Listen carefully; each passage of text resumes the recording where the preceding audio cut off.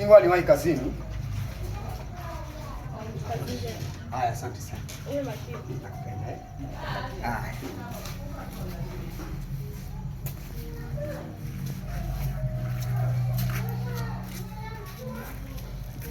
A few moments later.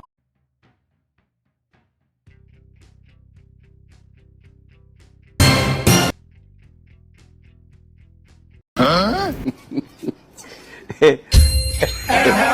Not yet.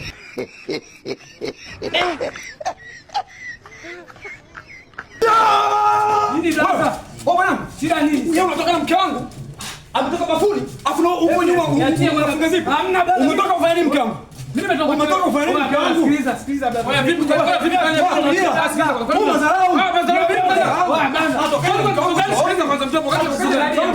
Mimi anajua wewe unaje mke wangu choni? Kwa hapo sifanye chochote. Nimekuta mimi mke wangu yuko mbele, huyu yuko nyuma afu mbaya zaidi anajifunga zipu sio na kwa. Hamna baba. Tunajelewa wewe. Angalia vya pale unaona vipi kwa vipi? Vipi sio na vipi kwa vipi? Sio vyo au madharau au mke wangu.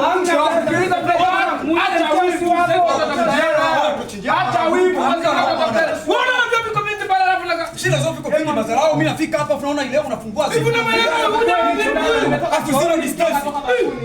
Mkeo katoka choo kile pale. Mimi natoka choo cha nyuma. Tumekutana tu wakati tunatoka. Hakuna choo cha pamoja na mkeo. Zero distance kabisa wewe na mke wangu bwana. Sikiliza, kwani tuzuia kwenda chooni sasa hivi, si ndio maana yake?